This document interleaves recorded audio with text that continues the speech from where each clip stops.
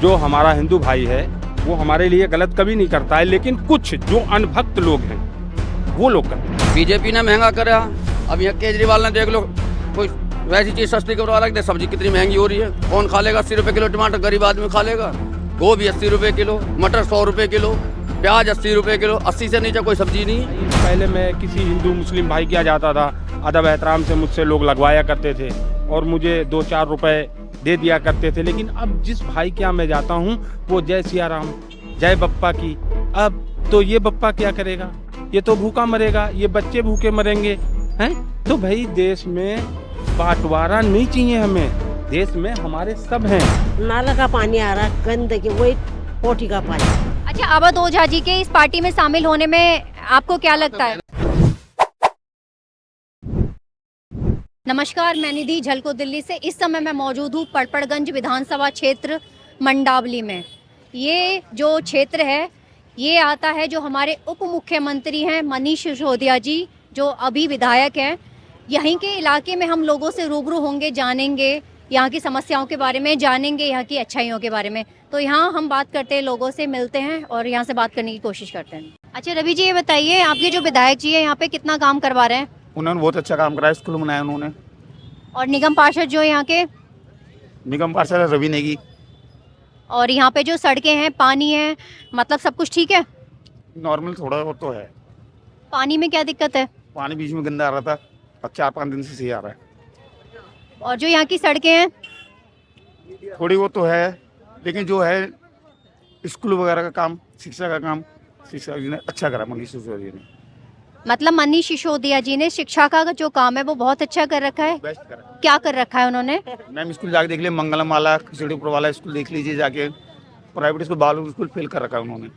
अच्छा, देखिए हमारे साथ कुछ और महिलाएं जुड़ी हैं, बुजुर्ग आंटी हैं। आंटी नमस्ते।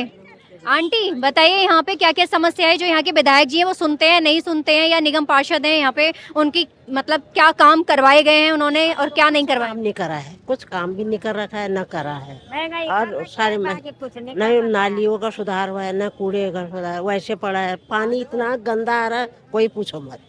पानी साफ नहीं आ रहा है? नाला का पानी आ रहा है, गंदगी, वही पोटी का पानी। तो जो खाने में पानी यूज करते हो, पीने में यूज करते हो, वो कैसा यूज करते हो? अच्छा, आरओ लगा रखे, क्या करे? और फिर कपड़े वगैरह कैसे धोते हो? जब उसका टैंकी वो भरते हैं, छल जाता है, नीचे तले में इतना आता है गंदा, बहुत गंदा। महंगाई को लेके क्या बोलोगे आंटी? अरे महंगाई तो पूछो मत। सब्जी देखो, टमाटर देखो, आलू देखो, प्याज देखो, गरीब दूरी भी तो खा नहीं सकता है।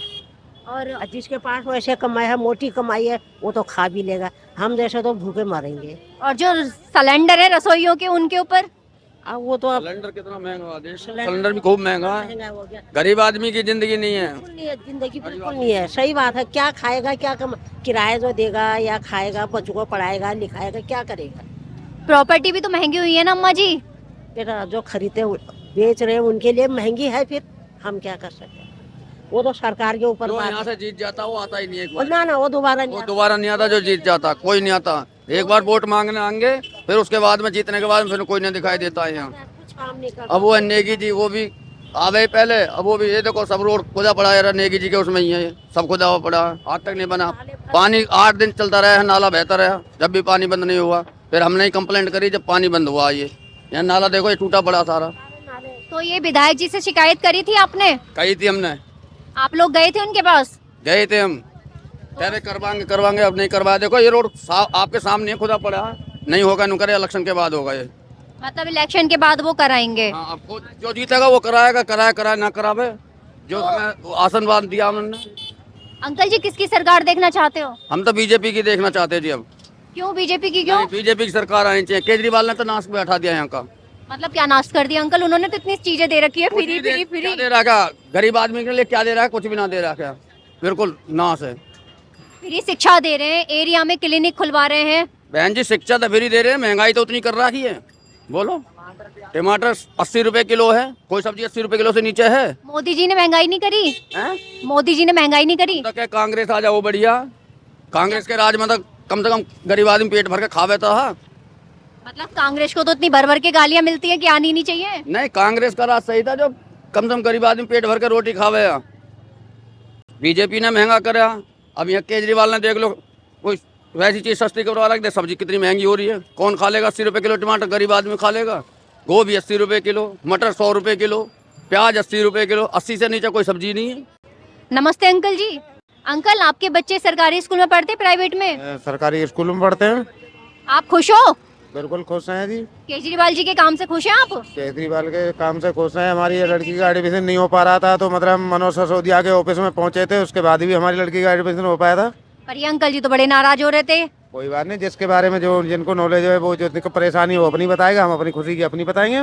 तो एरिया के जो क्लिनिक है उसमें जाते हो, आपकी फ्री क्लिनिक में जाते हैं, हमें दवाई फ्री मिलती है और अच्छे खासा इलाज होता है। अच्छा खासा इलाज होता है, और हम जाते हैं, अपना आधार कार्ड ले जाते हैं, हमें ऐसे फ्री में दवाई मिल जाती है हमें। उनके क्लिनिक के बारे में बोला जाता है कि चक्कर मारते रहो, ऐसा कुछ भी नहीं होता। ऐसा कुछ भी नहीं है, बिल्कुल। हम जब भी जाते हैं, आधार कार्ड लगाओ, इधर से उधर जाओ और उधर दवाई ले लो।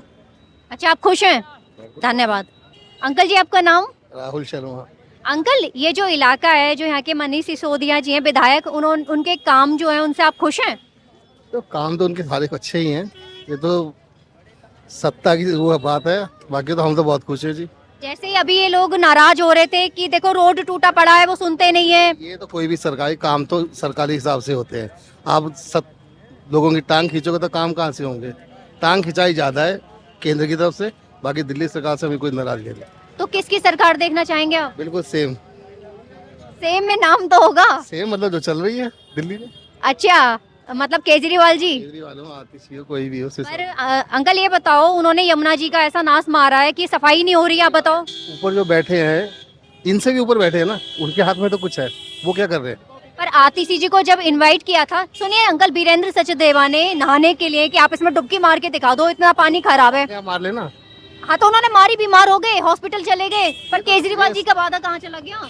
ये सब सत्ता है, ऊपर वाले जो टांग खींचेंगे ना, वो यही हाल होगा। मतलब केजरीवाल जी की टांग खींच रहे। उनसे बड़े जो बैठे हैं वो सबसे बड़े घपलेबाज। पर उन्होंने शराब जो है इतनी वो परोस दी कि लोग नशा में डूब गए। हम सब पीने वाले हैं, कौन कहता है?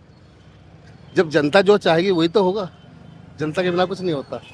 अच्छा, जैसे सब अपनी जो है पार्टी छोड़ छोड़ के आम आदमी पार्टी में शामिल हो रहे हैं, है ना, उस पे आपकी क्या विचार है? मौका परस्ती है सबकी, मौका परस्ती।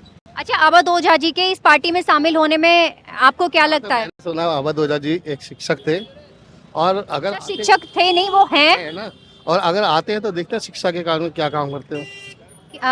जैसे ही आम आदमी पार्टी ये कहती है हम शिक्षा को प्रमोट करते हैं, हम तो शिक्षा को ही लेके चलते हैं। मोदी जी को गालियां पड़ती हैं कि हम मतलब अनपढ़ प्रधानमंत्री है, इसमें आप क्या कहना चाहोगे? बहुत सारे नेता अनपढ़ ही आए हैं, बहुत सारे हैं हिंदुस्तान में, कोई नई चीज नहीं आई है।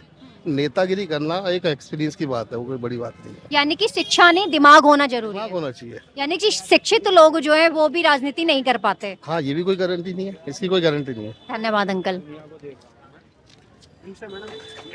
हाँ भैया, नमस्ते। नमस्कार बहन जी। हाँ भैया, क्या करते हो आप? बहन जी, धूनी लगाता हूँ, अब ये इससे भी हाथ धो रहा हूँ दुनिया में। कोई काम वगैरह नहीं करते हो आप? जैसे आप अच्छे खासे हो, कुछ काम भी तो कर सकते हो। देखिए, ये हमारा पुश्तैनी काम है, ये काम ही है। 50 रुपए किलो लुभान है, 50 रुपए किलो कोयला है, 200 रुपए किलो लुभान है। ये काम नहीं तो क्या है? अच्छा, ये बताओ, इस काम के आपको कोई पैसे क्यों देगा? लोग तो बोल देंगे काम नहीं है। ठीक है, ये काम नहीं है लोगों के लिए, लेकिन ये मेरा काम है। हर एक इंसान का अपना पर्सनल काम होता है। जैसे धोबी का कपड़ा धोना काम है, मेरा लोगों को खुशबू देने का काम है। अब वो दे ना दे, मेरा मांगने का काम नहीं है। मैं लगाता हूँ और भाई लोगों से मुस्कुरा कर नमस्ते करता हूँ, सलाम करता हूँ और चला जाता हूँ। लेकिन अब जो इस समय वक्ती तौर का जो लोगों में मैं मतभेद देख रहा हूँ राजनीति के अंदर, बहन, ये नहीं होना चाहिए। ये इतना ज़्यादा हो चुका है कि अब जिस भाई, पहले मैं किसी हिंदू मुस्लिम भाई के यहाँ जाता था, अदब एहतराम से मुझसे लोग लगवाया करते थे और मुझे 2-4 रुपए दे दिया करते थे। लेकिन अब जिस भाई के यहाँ मैं जाता हूँ, वो जय सिया राम, जय बप्पा की। अब तो ये बप्पा क्या करेगा? ये तो भूखा मरेगा, ये बच्चे भूखे मरेंगे हैं। तो भाई, देश में बांटवारा नहीं चाहिए हमें। देश में हमारे सब हैं, हमें राज्य चाहे जो भी चलाए। मैं किसी राज्य का मालिक नहीं हूँ ना, किसी राज्य से मेरा मतलब है।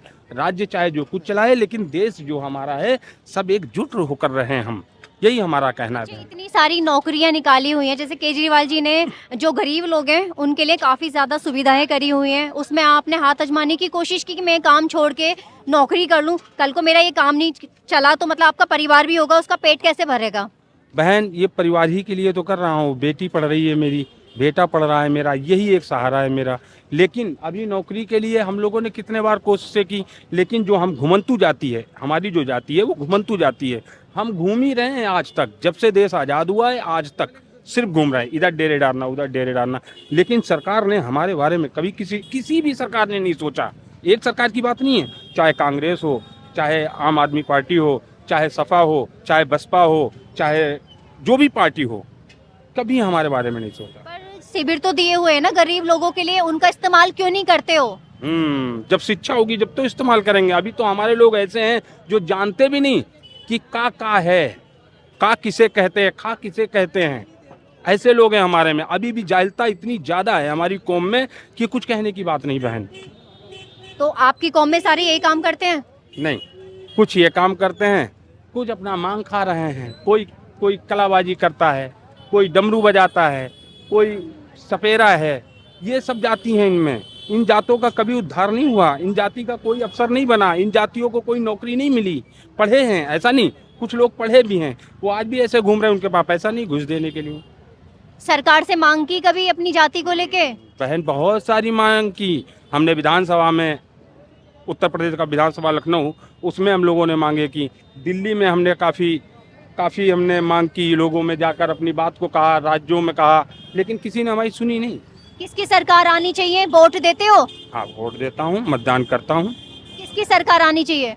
सरकार उसकी आए जो हमारे हित में काम करे, हम जैसे गरीबों का काम करे। सरकार किसी की भी आए, मुझे कोई लेना देना नहीं, मुझे नरेंद्र मोदी से कोई लेना देना नहीं, मुझे योगी से कोई लेना देना नहीं, मुझे बीजेपी से, किसी भी पार्टी से कोई लेना देना नहीं। भाई हम जैसे गरीब का पेट तो पालन पोषण हो। हमारे बच्चे आज भी सड़क पे सो रहे हैं। आप चले, मैं दिखाता हूँ आपको, जामा मस्जिद आप आइए, जामा मस्जिद में दिखाता हूँ, हजारों की तादाद में लोग ऐसे पड़े रोड पे, ठंडी में, गर्मियों में। अब बताएं हम कहाँ जाएं? अच्छा भैया एक बात बताओ, जैसे कि हिंदू मुस्लिम को लेके राजनीति में चलता रहता है, इसको आप कहाँ देखते हो? ये क्या असल जिंदगी में ऐसा है हिंदू मुस्लिम में? मतलब आपने कभी देखा है कि आपके साथ किसी ने गलत करा है, हिंदू ने ऐसा कभी किया है? नहीं, देखिए सुनो, जो हमारा हिंदू भाई है वो हमारे लिए गलत कभी नहीं करता है, लेकिन कुछ जो अनभक्त लोग हैं वो लोग करते हैं। तो ये किसी प्रचंडा होगा ना, किसी चीज का, राजनीति का हिस्सा है क्या ये? हाँ भाई, ये तो पक्का है। अभी तक तो ऐसा कभी नहीं था, 15 सालों से ये हो रहा है, हिंदू और मुस्लिम। इससे पहले हमने कभी नहीं देखा। मैं इसी मार्केट में आता था, 600-700 रुपए की मजदूरी करके जाता था। मेरे बहन भाई सभी मेरे अपने हैं, कोई मेरा गैर नहीं है। आज भी प्यार करते हैं आपको सब? नहीं, अब तो कहते हैं जय सिया राम।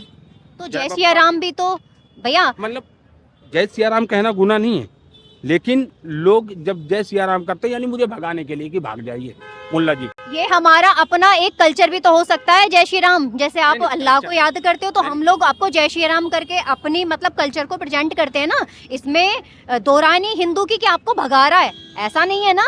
नहीं, ऐसा ही है, ऐसी आपकी सोच है। ऐसे मैं और भाइयों के यहाँ जाता हूँ तो कोई कुछ नहीं कहता। कुछ भाई ऐसे हैं, चीज पे हम अंकल जी से पूछते हैं, अंकल जी बुजुर्ग हैं, अंकल आपने सुना होगा जैसे इन्होंने बोला है, तो आप इससे कितना सहमत हैं? अच्छा, जय श्री राम से आप कितना नहीं सहमत हैं? सहमत, जय श्री राम कहना तो अच्छा ही बात है साहब। यानी कि भगाने से नहीं, ना वो भगाने, इज्जत होती है हाँ हमारी। बिल्कुल बिल्कुल इज्जत के। इनको समझाइए कि ना, हम जय श्री राम जो है ना, आपको नहीं, इज्जत दे रहे ना ना हैं। भगाने वाली बात नहीं है ना, ठीक, आप हमारी बात ना ना ठीक कह रहे हो आप एक मिनट मेरी बात को सुनो। हाँ सुन लीजिए। मैं जय सिया राम से मुझे कोई विरोध नहीं है, वो किसी ईश्वर का नाम है। मैं अभी आपने बोला आपको भगाने के लिए जय श्री राम बोल देते सुनो हैं। बहन, जब मैं उनके पास गया, जितने भी लोगों ने ये चीज कही, कभी मुझे 1 रुपए नहीं दिया उन्होंने। मैंने जय सिया राम के नाम से कोई मुझे विरोध थोड़ी है, किसी भगवान का नाम है। मैं भी कहता हूँ जय सिया राम, क्या हुआ, कुछ होगा है? अगर मैं जय सिया राम उनके सामने में बोलता हूँ, फिर भी उन्होंने कभी मुझे 1 रुपए का मतदान नहीं किया। कहा जाइए आप मुस्लिम के पास आपके सामने सिटीजन। मुस्लिम गरीब। अभी हम थे पड़पड़गंज विधानसभा क्षेत्र मंडावली में। हमने यहाँ पे लोगों की राय जानने की कोशिश की, उनकी राय भी जाने। इस पर आपकी क्या राय, हमें कमेंट बॉक्स में जरूर कमेंट करें। मैंने दी झलको दिल्ली, धन्यवाद।